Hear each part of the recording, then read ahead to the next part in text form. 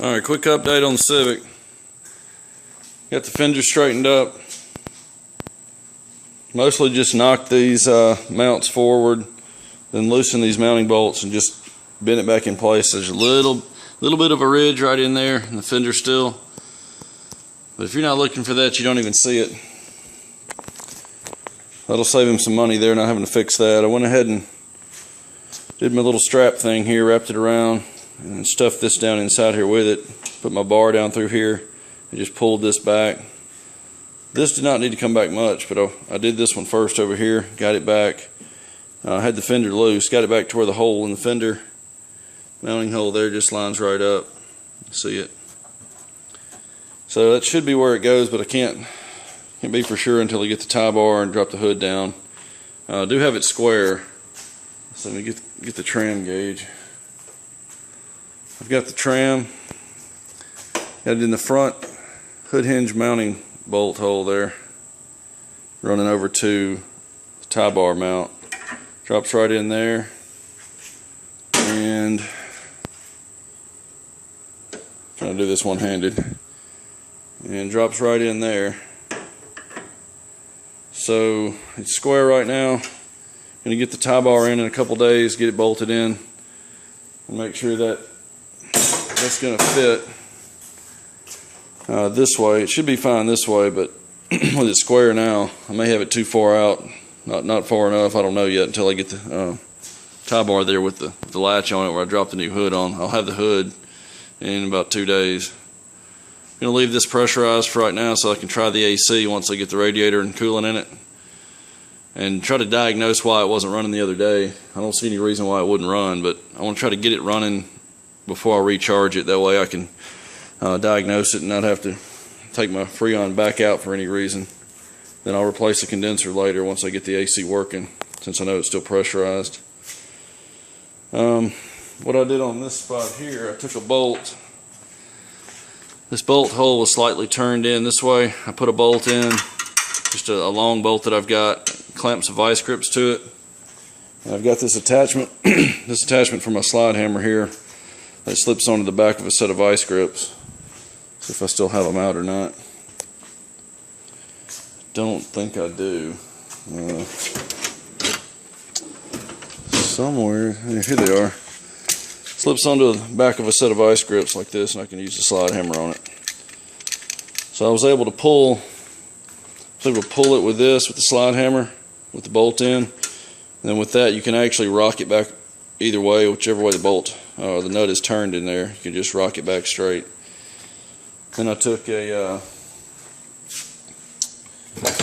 my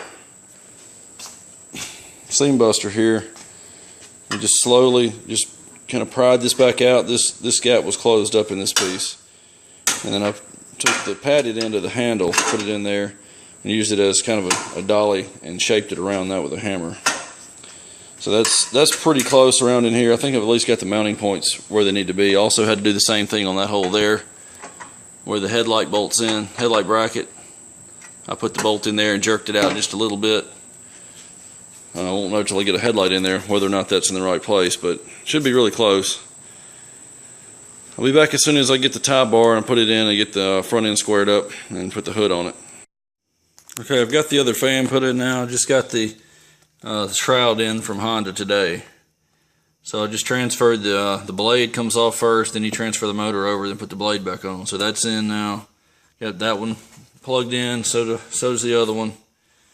So those are ready to go. These up here, this is just for the hood latch switch, and this one down here is for the ambient temperature sensor that's right there. That'll get transferred when I change the condenser. Got the used headlight in. This was actually included with it, the bracket for the bumper. Down here where it bolts in, right here, it got broken off in shipping, I think, because it was attached to the light in the picture from the auction. So I'm going to have to unbolt this piece, glue it back to the headlight, because I'm going to have to use this. I don't have time to deal with returning it. It was pretty cheap anyway, so can't really complain a lot. There's a piece right here that was just broken off, and it may just be a guide or something. I don't think it actually goes into anything, but I'm just going to cover that little hole with some of the adhesive that I'll use over here on the other end. So I'll probably get them to discount it just a little bit to cover my time, but I'm going to go ahead and use it. Other than that, it's fine. I need to transfer the high beam bulb in here. It didn't come with a high beam, so maybe the original one works. If not, I've got several of those left over. I can stick one in it. I've got the coolant filled here, but I haven't run it yet, so I'm going to have to let it cycle through and bleed. I'm going to have to add a little more, I'm sure. So next thing I'm going to do is get it cranked and let the coolant cycle through, and I'll get it full. That way I can just forget about the cooling system and I'll know it's finished. I don't have to worry about that. Alright, I got the new hood in. First one came in damaged. I picked this up locally over where I work. First one came in damaged, so they just got me another one. It took just another day to get this one. This is a value line non-Kappa hood, which I think the only difference would be that it would have seam sealer around the hem flange here, but I'm not worried about that on this one. What I'm going to do is I'm going to get the hinges. Hinges are right here. These are new aftermarket. I'm going to mount the hinges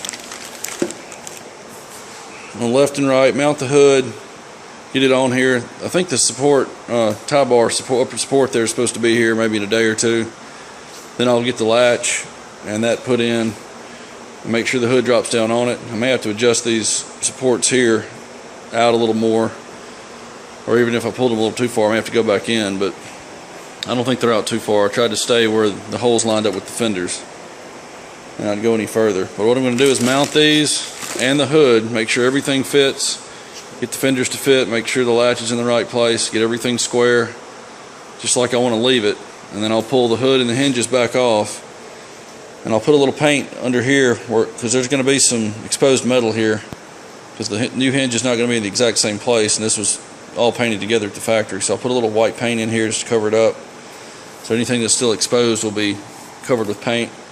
I'll paint the hinges and the underside of the hood off the car. Then I'll know that it fits the car, and I'll put it all back on, sand the outside down, spray the hood and the fender together on the car. That way I don't have to worry about damaging the hood when I go to put it on. It'll already be on the car, but I do want to spray the underside of the hood and the hinges together off the car. So the next thing I'm going to do is get these mounted and just get them in the center point of the holes. The holes are a little bit oversized here at the bottom. A little bit of a slot to them. So I'm going to get those mounted in their center points, get the hood on and try to drop it down to the fenders. I know the fenders really aren't going to move forward and back at all. That's about where they need to be for the door gap and the A-pillar gap, so they're not going to move this direction at all. I'm just going to have to fit it that way. So I'm going to get the hood on and make sure it fits the front end and the fenders, and then this can be moved independently of all that. So I can work on that while I wait on the tie bar. I'm going to go ahead and get the hinges mounted on either side and the hood. Once I get that fitted, I'll take it all back off and scuff the underside of the hood, and I'll scuff the hinges just a little bit, enough to paint them. We'll get all that shot underneath, and then I'll mount everything back on the car. Okay, hood's on. We got the hinges in their center points, and I got the hood half of the hinge just to where it looked like it was going to line up with the fenders. After I snugged it down, I just had to lift the hood and push over just a little bit. Just had it up slightly, and I just pushed it over to the passenger side, just enough to kind of rock the hinges over that way. This gap looks good. You see that one? It's good all the way up here. And this arc is just about right. I may have to go forward slightly, but I'm going to wait till I get the tie bar on here. This gap in the back, this arc is almost perfect here. This gap gets wider towards the front. I don't know if you can see that or not, but it's fairly wide at the front. But what happened was, I'll prop the hood back up. What happened was whenever this section of the radiator support got pushed back, this was probably back about 1/4 inch or so, or more. What happened was it pulled the fender, since it's held here by this bracket. This got pulled in with this. So what happened was right there, you can see where the paint's cracked. It stretched this right here away from this corner of the fender. So what happened was this little step here got pulled pulled apart. So now I've got, even though the fender's mounted in the right position, this edge right here is too far out that way because these 2 points got pulled apart. This was pretty much fixed. The radiator support pulled it back and stretched this because the headlight's in here and locked into the edge of the fender here too, so it probably held it a little bit from going in, and it stretched it right here and cracked the paint. So what I'm going to do is could take something in here, hold a little pressure on the outside and knock this in with the bolt loose. What I'm going to try to do though is just push it in by hand with the bolt tight and just close in the gap. And I'll just touch up the paint right here on the edge of the fender. So I think for right now that's going to be good. I'm going to go ahead and try to straighten that up, and I'll show you what I get in just a second. Alright, I'll show you what I'm doing for just a second here. I'm just going to grab it. This bolt here is tight to the radiator support. I'm just going to hold this, push along this bottom edge, and just watch it in here, watch it close up. And I won't know, I may have to roll this in or out once I get the new headlight in here, but I won't know until I get it where to leave the bottom edge.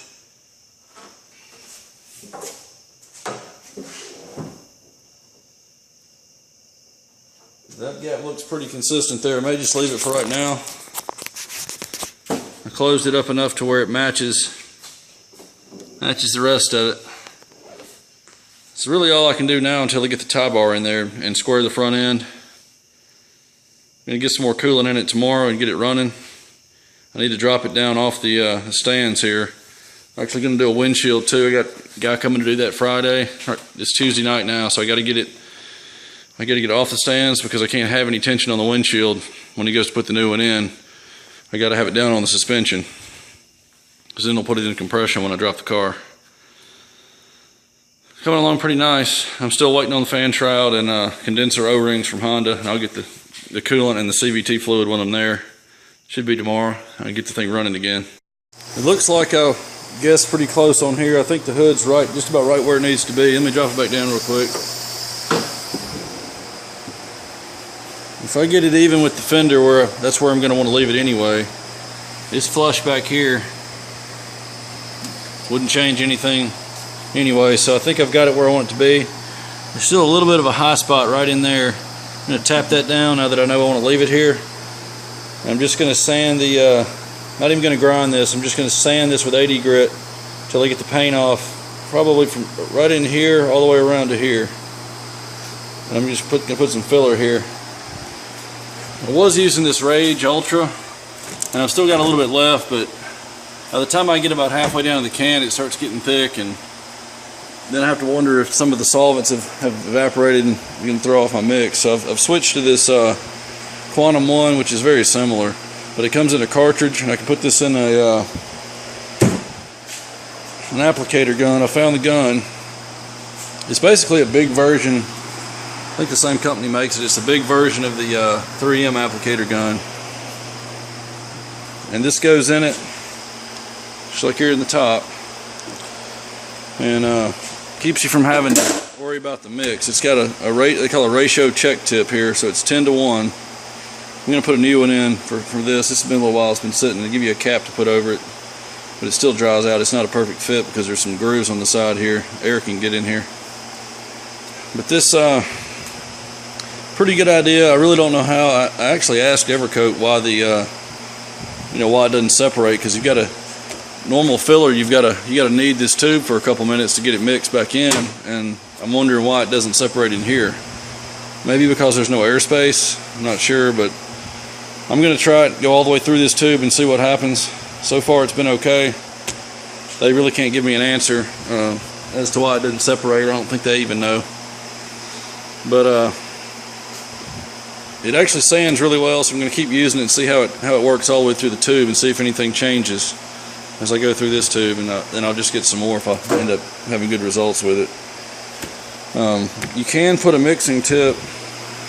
I think the standard 3M mixing tip fits on there. I haven't tried one, but they sell these and they look identical to this from Evercoat, so I think that's what they're probably using. And this lock ring looks just like what comes on a 3M tube, so I may try the mixing tip. I'm really not going to worry about it unless I'm doing a big job where I need to run a lot of it through. I don't want to really have to worry about mixing it. I'm going to waste a tip if I just put enough on this spot over here. It's really just basically going to get glazed. I'm going to run some of this out and I'll show you how it works. Alright, I'm going to run some out till I equalize the tip. I'll do that on another piece because I don't want to do that on the mixing board because it's going to throw my ratio off. But I'm going to get it set over here where I've got those parts coming out, and it still wants to kind of ooze out, so I'll just go immediately back over to the mixing board. But I'm not really ready to mix just yet, so I'm going to wait for a second now that I've got it equalized. Be right back when I get ready to put it on. Alright, I've got the car sanded on the fender there. I'm going to run some of this out. Not going to be very much.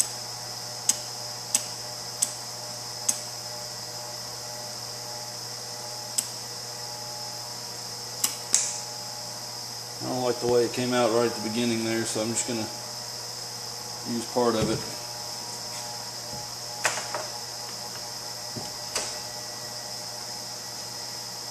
Just going to use this half here. I'm not real wild about this. I'm going to keep trying it, but may have to go to using mixing tips. It's just not quite perfect. I like the idea of it, but let's see how it goes. I get tired of having to mix the Bondo up. And it goes bad on me before I use the whole gallon, and started buying it by the quart, or used to buy it by the quart. But it's about half the price of just buying a whole gallon.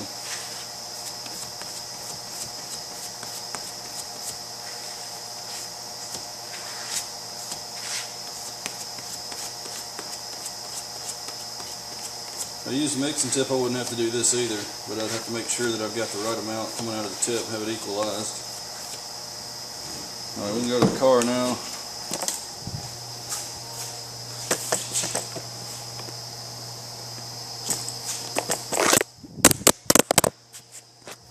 Sorry about that, hold on. Alright, fell off the tripod.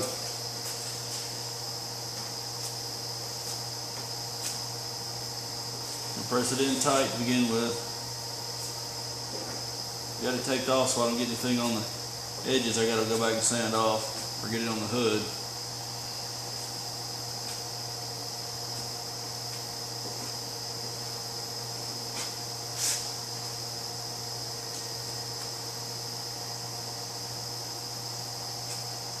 I think it's about to set up on me.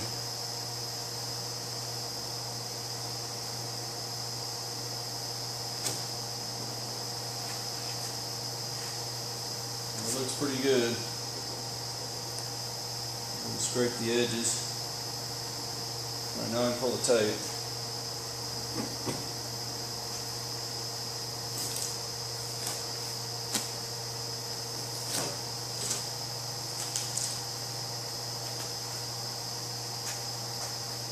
Alright, that looks good. Alright, here it is. I'm actually going to have to take the hood and hinges off when I do the jam. I'm going to have to jam the fender out right in here because it's chewed up in here where the hood hinge was rubbing it. So what I'll do is when I jam under here and paint the hinges and the tie bar, I'll paint inside that lip of the fender there. So when I close the hood down to paint the outside of the car, I won't be able to get in there, so I got to do it before. Alright, back to this. They give you just a little cap, but that's not airtight.